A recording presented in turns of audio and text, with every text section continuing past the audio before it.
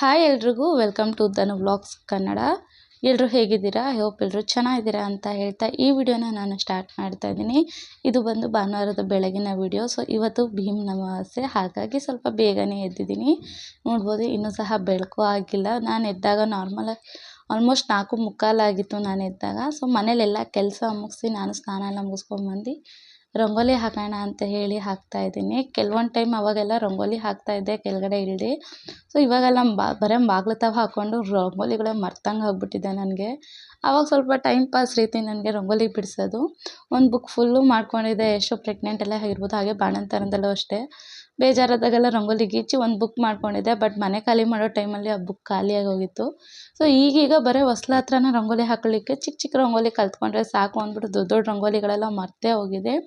ಈ ಥರ ಹಬ್ಬಗಳ ಟೈಮಲ್ಲಿ ಯಾವ ರಂಗೋಲಿ ಹಾಕೋಣ ಅಂತ ಸಖತ್ ತಲೆ ಕೆಡಿಸ್ಕೊಬಿಡ್ತೀನಿ. ಕೆಲವೊಂದು ಟೈಮು ನೋಡ್ಬೋದು ಸರಿಯಾಗಿ ಬಾರ್ಡ್ರು ಸಹ ಒಂದೊಂದು ಸತಿ ನಾನು ಸೇಮ್ ಬಾರ್ಡ್ರನ್ನೇ ಹಾಕ್ತೀನಿ. ಸೊ ಬೆಳಗಿನ ಜಾವ ಆಗಿರೋದ್ರಿಂದ ಎಷ್ಟೇ ನಾನು ಇಲ್ಲಿ ರಂಗೋಲಿ ಹಾಕಿದ್ರೂ ಹುಡುಗ ಕ್ಲೀನ್ ಮಾಡಲಿಕ್ಕೆ ಬರ್ಬೋದು, ಅಥವಾ ನಮ್ಮ ಚೋಟುಗೆ ಎದ್ದಾಗಲೇ ಅಷ್ಟೇ ನಾನು ಹಾಕಿರೋ ರಂಗೋಲಿ ಒಂಚೂರು ಇರೋಲ್ಲ, ಎಲ್ಲ ಕದ್ರು ಬಿಡ್ತಾಳೆ. ಹಾಗಾಗಿ ನಾನು ಸಿಂಪಲ್ಲಾಗಿ ರಂಗೋಲಿ ಹಾಕ್ಕೊಳ್ತಾ ಇದ್ದೀನಿ. ಇವತ್ತು ಭೀಮ್ ಅಮಾವಾಸ್ಯೆ ಆಗಿರೋದ್ರಿಂದ ಇವತ್ತು ನನ್ನ ಹಸ್ಬೆಂಡು ಸ್ವಲ್ಪ ಬೆಳಗ್ಗೆನೇ ಬೇಗ ಕೆಲ್ಸಕ್ಕೆ ಹೋಗ್ತೀನಿ ಅಂತ ಹೇಳಿದ್ರು. ಹಾಗೆ ಸಂಜೆ ಬರೋದು ಸ್ವಲ್ಪ ಲೇಟ್ ಆಗುತ್ತೆ ಅಮ್ಮ ಅಂತ ಹೇಳಿದ್ರಲ್ಲ, ಹಾಗಾಗಿ ಅವ್ರು ಹೋಗೋಷ್ಟರಲ್ಲೇ ಪೂಜೆ ಮುಗಿಸ್ಕೊಬಿಡೋಣ ಅಂತ ಹೇಳ್ತಾ ಬೇಗನೆ ಎದ್ದು ಪೂಜೆಗೆಲ್ಲ ರೆಡಿ ಮಾಡ್ಕೊಳ್ತಾ ಇದ್ದೀನಿ. ರಂಗೋಲಿ ಹಾಕಬೇಕು ಅಂದರೆ ನನ್ನ ಹಸ್ಬೆಂಡ್ ನಗ್ತಾಯಿದ್ರು, ಏನಮ್ಮ ಇಷ್ಟೆಲ್ಲ ರಂಗೋಲಿ ಹಾಕಿ ಕೊನೆಗೆ ಈ ಥರ ರಂಗೋಲಿನೇ ಹಾಕ್ತೀಯ ಅಂತ ಹೇಳಿ. ಏನು ಮಾಡೋದು ಮರ್ತಂಗಾಗಿದೆ ಅಂತ ಹೇಳಿಬಿಟ್ಟು.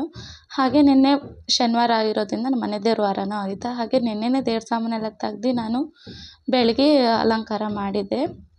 ಹಾಗಾಗಿ ಇವತ್ತೇನು ದೇವ್ರ ಸಾಮಾನೇನು ತೆಗಿತಿರ್ಲಿಲ್ಲ. ನಿನ್ನೆನೇ ಎಲ್ಲ ತೆಗ್ದು ಪೂಜೆಗೆಲ್ಲ ರೆಡಿ ಮಾಡ್ಕೊಂಡಿದ್ನಲ್ಲ, ಹಾಗಾಗಿ ಬೆಳಗ್ಗೆ ಎದ್ದಾಗ ಸ್ವಲ್ಪ ಸುಲಭ ಆಯಿತು ದೇವ್ರ ಮನೆ ಕ್ಲೀನಿಂಗು. ಹೂವು ಎಲ್ಲ ತೊಗೊಂಬಂದಿದ್ದೆ. ನಿನ್ನೆಲ್ಲ ಒಂದೊಂದೇ ಹೂವು ಇಟ್ಟು ಪೂಜೆ ಮಾಡಿದ್ದೆ. ಇವತ್ತು ಹೂವನ ಮನಾರ ಹೂವು ಮುಡಿಸಿ ಪೂಜೆ ಮಾಡೋಣ ಅಂತ ಹೇಳಿ ಮಾಡ್ಕೊಳ್ತಾ ಇದ್ದೀನಿ.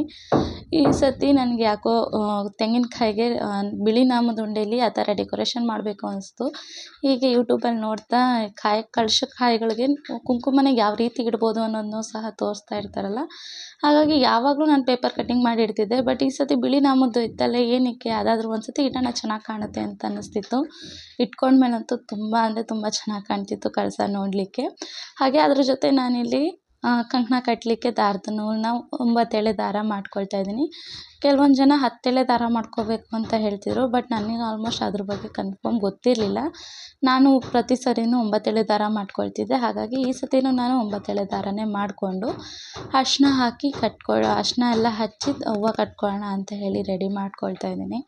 ಕಂಕಣ ಒಂದು ರೆಡಿ ಮಾಡಿ ಇಟ್ಕೊಂಡೆ. ಸೊ ತುಂಬ ದಿವಸ ವರ್ಷಕ್ಕೆ ಒಂದೇ ಸತಿ ಸರಿಯಾಗಿ ಕಂಕಣ ಕಟ್ಕೊಳ್ಳೋದು ಅನಿಸುತ್ತೆ. ಅದೇನು ಅಂದರೆ ಭೀಮ್ ಅಮಾವಾಸ್ಯೆ ದಿವಸನೇ. ಭೀಮ್ ಅಮಾವಾಸ್ಯೆ ಅಂದರೆ ನನಗೆ ಆಲ್ಮೋಸ್ಟ್ ಏನೂ ಗೊತ್ತಿಲ್ಲ ಅಷ್ಟಾಗಿ. ನಾನು ಮಾಡ್ಕೊಂಡಿರೋ ಪ್ರಕಾರವಾಗಿ ನಾನು ಮಾಡ್ಕೊಳ್ತೀನಿ. ಸೊ ಊರಲ್ಲಿ ಅತ್ತೆನೂ ಸಹ ಏನು ಭೀಮ್ ಅಮಾವಾಸ್ಯೆ ಹಬ್ಬ ಏನು ಆಚರಿಸಲ್ಲ. ಸೊ ನಮ್ಮ ಮನೇಲಿ ನಾನು ಮದುವೆ ಆದಾಗಲಿಂದನೂ ಆಲ್ಮೋಸ್ಟ್ ಮದುವೆಯಾಗಿ 4 ವರ್ಷ ಹತ್ತತ್ರ ಆಗ್ತಿದೆ. 4 ವರ್ಷದಿಂದನೂ ಸಹ ನಾನು ಭೀಮ್ ಅಮಾವಾಸ್ಯೆ ಮಾಡ್ಕೊಂಡ್ಬರ್ತಾ ಇದ್ದೀನಿ. ಕೊನೆಗೆ ಇಲ್ಲಿ ನಾನೊಂದು ವೀಳ್ಯದೆಲೆ ಮತ್ತು ಹೂವು ಸೇರಿಸಿ ಕಂಕಣ ಕಟ್ಕೊಂಡಿದ್ದೀನಿ. ಆ ಹೂವು ಕಂಕಣಕ್ಕೆ ಅರಿಶಿನ ಕುಂಕುಮನ ಇಟ್ಟು ಪೂಜೆಗೆ ಇಡೋಣ ಅಂತ ಹೇಳಿ ರೆಡಿ ಮಾಡಿಕೊಂಡೆ. ಹಾಗೆ ನಮ್ಮನೆ ದೇವ್ರ ಮನೆ ತುಂಬ ಚಿಕ್ಕದು. ದೇವ್ರ ಫೋಟೋ ಮತ್ತು ಕಳಸ ಇಡಲಿಕ್ಕೆ ಜಾಗ ಸಾಲದು, ಹಣ್ಣೆಲ್ಲ ಇಡ್ಲಿಕ್ಕೆ ಸ್ವಲ್ಪ ಕಷ್ಟ ಆಗುತ್ತೆ. ಹಾಗಾಗಿ ಒಂದು ಚಿಕ್ಕದು ಚೇರ್ ಇತ್ತು, ಅದ್ರ ಮೇಲೆಲ್ಲ ಇಟ್ಕೊಳ್ತಾ ಇದ್ದೀನಿ. ಹಣ್ಣು ಹಂಪಲು ನೈವೇದ್ಯ ಏನು ಮಾಡಿರೋದನ್ನೆಲ್ಲ ಅದೆಲ್ಲ ಇಟ್ಕೊಳ್ಳೋದು ನಾನು. ದೇವ್ರ ಮನೆ ಸ್ವಲ್ಪ ಚಿಕ್ಕ ಆಗಿರೋದ್ರಿಂದ ಒಳಗಡೆ ಕೂತು ಪೂಜೆನೂ ಸಹ ಮಾಡ್ಕೊಳಕ್ಕಾಗಲ್ಲ. ಸೊ ಈ ಟೈಮಲ್ಲಿ ಸ್ವಲ್ಪ ಹಾಲು ಪಾಯಸ ಮಾಡಿಕೊಂಡೆ. ಇದ್ರ ವೀಡಿಯೋ ಅಷ್ಟಾಗಿ ತೊಗೊಳ್ಳಿಕ್ಕಾಗಲಿಲ್ಲ. ಆಲ್ರೆಡಿ ಟೈಮ್ ಆಗಿಬಿಟ್ಟಿತ್ತು, ಇವರು ಕೆಲ್ಸಕ್ಕೆ ಹೋಗಬೇಕಲ್ಲ. ಹಾಗಾಗಿ ನಾನು ಬೇಗನೆ ಮಾಡಿಕೊಂಡೆ. ಅವ್ರಿಗೆ ಇಷ್ಟವಾದ ಏನಾನ ಮಾಡೋಣ ಅಂದ್ಕೊಂಡೆ. ಬಟ್ ಟೈಮ್ ಇರಲಿಲ್ಲ ಅಂತ ಹೇಳಿ ಶಾವಿಗೆ ಪಾಯಸನೇ ಮಾಡಿಕೊಂಡೆ. ಇನ್ನೊಂದು ದೀಪ ಏನು ಅಂದರೆ ರಾತ್ರಿ ಪೂಜೆ ಮಾಡಿದ್ದು ಲೇಟ್ ಆಯಿತು. ಆಲ್ಮೋಸ್ಟ್ ರಾತ್ರಿ ಪೂಜೆ ಮಾಡಿದಾಗಲೇ 8 ಗಂಟೆ ಆಗಿತ್ತು. ಹಾಗಾಗಿ ದೀಪದಲ್ಲಿ ಫುಲ್ಲು ಎಣ್ಣೆ ಹಚ್ಚಿದ್ನಲ್ಲ, ಹಾಗೆ ಇನ್ನೊಂದು ದೀಪ ಆರೇ ಇರಲಿಲ್ಲ, ಒಂದೇ ದೀಪ ಆರೋಗಿತ್ತು. ಹಾಗೆ ಆ ದೀಪನೇನು ಆರಿಸೋದು ಅಂತೇಳಿ ಅದಕ್ಕೆ ಸ್ವಲ್ಪ ಎಣ್ಣೆ ಬಿಟ್ಟು ಇನ್ನೊಂದು ದೀಪನ ಹಚ್ಕೊಂಡೆ. ಹಾಗೆ ಪೂಜೆನೆಲ್ಲ ಮುಗಿಸ್ಕೊಂಡು ಸಮಾಧಾನವಾಗಿ ಪೂಜೆ ಮುಗಿಸ್ಕೊಂಡು ಅಷ್ಟರಲ್ಲಿ ನಮ್ಮ ಹಸ್ಬೆಂಡು ಸಹ ಎದ್ದು ಅವರು ಸಹ ರೆಡಿ ಆಗ್ತಿದ್ರು ಸ್ನಾನ ಎಲ್ಲ ಮಾಡಿಕೊಂಡು. ಅದೇ ಟೈಮಲ್ಲೇ ಚೋಟು ಸಹ ಎದ್ಬಿಟ್ಲು. ಸೊ ಬೆಳಗ್ಗೆ ನಾನು ಪೂಜೆ ಮಾಡಿದಾಗ ಆಲ್ಮೋಸ್ಟ್ 6:30 6:45 ಆಗಿತ್ತು ನಾನು ಪೂಜೆ ಮಾಡಿದಾಗ. ಅಕ್ಕಪಕ್ಕದ ಮನೇಲಿ ಯಾರೂ ಪೂಜೆ ಮಾಡ್ತಿರ್ಲಿಲ್ಲ. ಸೊ ಫಸ್ಟ್ ಪೂಜೆ ಮಾಡ್ತಿರೋದು ಅಂತ ಒಂದು ಕಡೆ ಖುಷಿ ಅನ್ನಿಸ್ತಿತ್ತು. ತಿರ್ಗಾ ಸ್ವಲ್ಪ ನನ್ನ ಹಸ್ಬೆಂಡ್ ಅಂತ ಹೇಳ್ತಾಯಿದ್ರು, ಸಂಜೆ ಎಷ್ಟೊತ್ತಾದರೂ ಬರೀಮ್ನಲ್ಲ ಆವಾಗಲೇ ಪೂಜೆ ಮಾಡ್ಬೋದಿತ್ತಲ್ಲ, ಏನಕ್ಕೆ ಗಡಿ ಬಿಡಿಲಿ ಪೂಜೆ ಮಾಡ್ಕೋತೀಯ ಅಂತ. ಆದರೂ ಸಹ ಭೀಮ್ ಅಮಾವಾಸ್ಯೆ ದಿವಸ ಅಕಸ್ಮಾತ್ ಸಂಜೆ ಬರಲಿಲ್ಲ ಅಂದರೆ ಮಿಸ್ ಆಗೋಗ್ತದೆ. ಹಾಗಾಗಿ ಇಲ್ಲ ನಾನು ಬೆಳಗ್ಗೆನೇ ಪೂಜೆ ಮಾಡ್ಕೊಳ್ತೀನಿ ಅಂತ ಹೇಳಿದೆ. ಅಷ್ಟರಲ್ಲಿ ಅಪ್ಪ ಮಗಳು ಇಬ್ಬರೂ ಸಹ ಎದ್ದು ನನ್ನ ಹಸ್ಬೆಂಡ್ ಪೂಜೆ ಮಾಡ್ಕೊಳ್ತಾಯಿದ್ರು. ಚೋಟು ಅವಾಗ ಎದ್ದಿರೋದ್ರಿಂದ ಅವಳಿಗೇನು ಸ್ನಾನ ಏನು ಫಸ್ಟ್ ಮಾಡಿಸಿರ್ಲಿಲ್ಲ. ಅವ್ರ ಪೂಜೆ ಎಲ್ಲ ಮುಗಿಸ್ಕೊಳ್ಳೋಣ ಅಂತ ಹೇಳಿ ಅವ್ರು ಪೂಜೆ ಮಾಡ್ಕೊಳ್ತಾಯಿದ್ರು.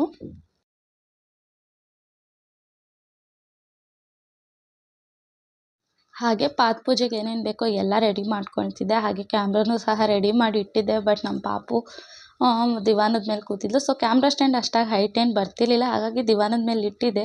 ಬಟ್ ಪಾಪು ಏನು ಮಾಡಿದ್ದಾಳೆ, ಸಡನ್ನಾಗಿ ಕ್ಯಾಮ್ರಾ ಅಲ್ಲಾಡಿಸಿದ್ದಾಳೆ. ಹಾಗಾಗಿ ಜಾಸ್ತಿ ವೀಡಿಯೋ ಅಂದರೆ ಫುಲ್ ವೀಡಿಯೋ ತೊಗೊಳಕ್ಕಾಗಲಿಲ್ಲ, ಶಾರ್ಟ್ ಬಂದುಬಿಟ್ಟಿದ್ದೆ. ನಾನು ತೊಳಿಬೇಕಾದ್ರೆ ಅಥವಾ ಏನು ಕ್ಯಾಮ್ರಾಸ್ ಗಮನಿಸ್ಲಿಲ್ಲ. ಆಮೇಲೆ ಬಂದು ನೋಡ್ತಾ ಇದ್ದೀನಿ, ಸೊ ಕ್ಯಾಮ್ರಾದಲ್ಲಿ ಅರ್ಧ ಮಾತ್ರ ಕಾಣ್ತಾ ಇದೆ.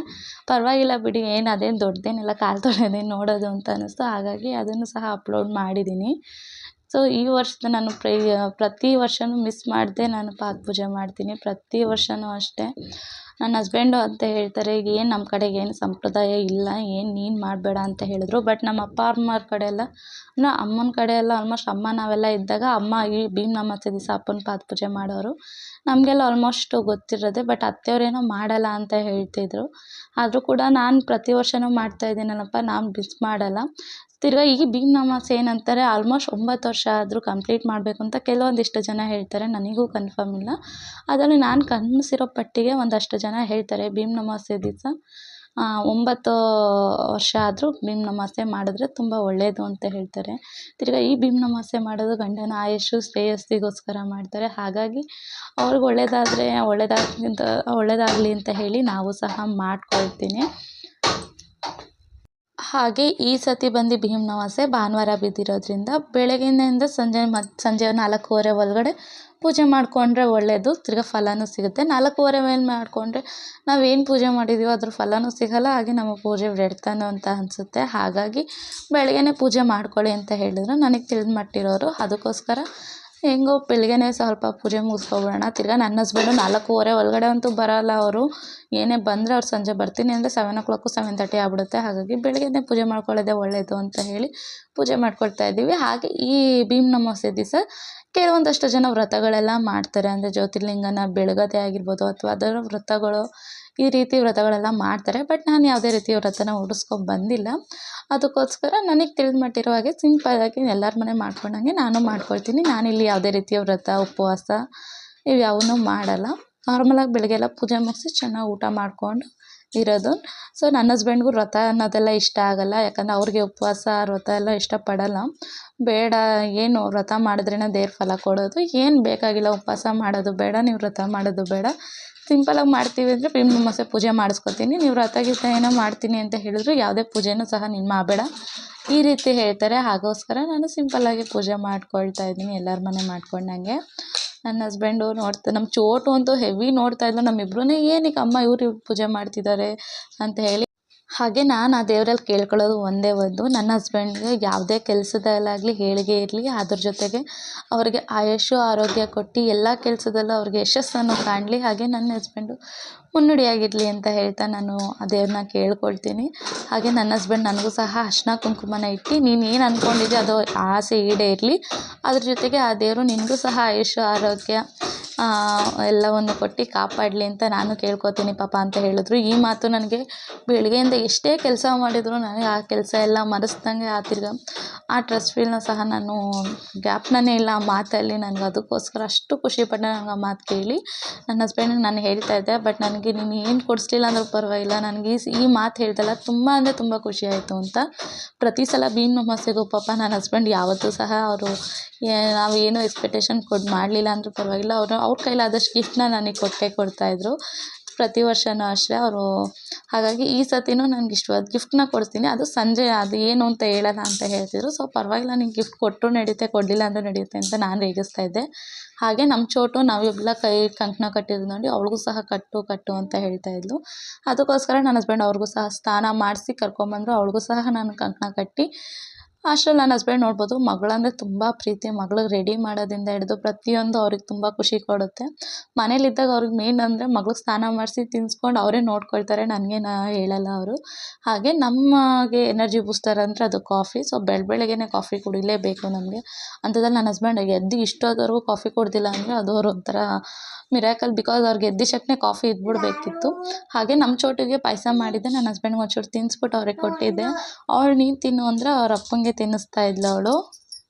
ಹಾಗೆ ಕಾಫಿನೆಲ್ಲ ಕುಡ್ಕೊಂಡು ನಾವು ನನ್ನ ಹಸ್ಬೆಂಡ್ ಇನ್ನೂ ಟೈಮ್ ಇದೆ ಬಾಮ ದೇವಸ್ಥಾನಕ್ಕಾದರೂ ಹೋಗ್ಬಿಟ್ಟು ಬರೋಣ, ಇನ್ನು ಸಂಜೆ ಏನು ಹೋಗೋದು, ತಿರ್ಗಾ ಸಂಜೆ ಬಂದು ಸ್ನಾನ ಮಾಡಿಕೊಂಡು ಅವೆಲ್ಲ ಹೋಗ್ಲಿಕ್ಕೆ ರಿಸ್ಕ್ ಆಗುತ್ತೆ, ಹೇಗೋ ರೆಡಿಯಾಗಿದ್ದೀವಲ್ಲ ಬಾ ದೇವಸ್ಥಾನಕ್ಕೆ ಹೋಗ್ಬಿಟ್ಟು ಬರೋಣ ಅಂತ ಹೇಳಿದ್ರು. ಹಾಗಾಗಿ ನಾನು ನನ್ನ ಹಸ್ಬೆಂಡ್ ಇಬ್ಬರು ಸಹ ದೇವಸ್ಥಾನಕ್ಕೆ ಹೊರಟಿದ್ದೀವಿ. ಸೊ ಹೋಗೋಷ್ಟರಲ್ಲಿ ದೇವಸ್ಥಾನದ ಪೂಜೆ ಸಹ ನಡೀತಾ ಇತ್ತು. ನಾವು ಹೋಗಿದ್ದು ಆಂಜನೇಯ ಸ್ವಾಮಿ ದೇವಸ್ಥಾನ ನಮ್ಮ ಮನೆ ಹತ್ರನೇ ಇದೆ, ಹಾಗಾಗಿ ಹೋದೋ ಪೂಜೆನೂ ಸಹ ಮಾಡ್ತಿದ್ರು. ಸೊ ಅಲ್ಲೂ ಎಲ್ರಿಗೂ ಒಳ್ಳೆಯದಾಗಲಿ, ನಮ್ಮ ಕುಟುಂಬ ಸಮೇತರವಾಗಿ ಎಲ್ರಿಗೂ ಆಯುಷ ಆರೋಗ್ಯ ಕೊಟ್ಟು ಕಾಪಾಡಪ್ಪ ದೇವರೇ ಅಂತ ಅಲ್ಲೂ ದೇವರಲ್ಲೂ ಕೇಳಿಕೊಂಡು, ಹಾಗೆ 3 ಜನ ಒಂದು ಫ್ಯಾಮಿಲಿ ಪಿಕ್ಚರ್ ಸಹ ತೊಗೊಂಡು, ನಮ್ಗೆ ಆಲ್ಮೋಸ್ಟ್ 3 ಜನ ಪಿಕ್ಚರ್ ಇರಲಿಲ್ಲ. ಹಾಗೆ ನನ್ನ ಹಸ್ಬೆಂಡ್ ನಮ್ಮನ್ನು ಬಿಟ್ಟು ಅವರು ಸಹ ಕೆಲಸಕ್ಕೆ ರೆಡಿಯಾಗಿ ಹೋದರು. ಹಾಗೆ ನಿಮಗೆಲ್ಲ ಈ ವಿಡಿಯೋ ಇಷ್ಟ ಆದರೆ ದಯವಿಟ್ಟು ಒಂದು ಲೈಕ್ ಮಾಡಿ, ಫಾಲೋ ಮಾಡಿ, ಕಮೆಂಟ್ ಮಾಡಿ, ಹಾಗೆ ಮುಂದಿನ ವಿಡಿಯೋಗೆ ಸಪೋರ್ಟ್ ಮಾಡಿ. Thank you.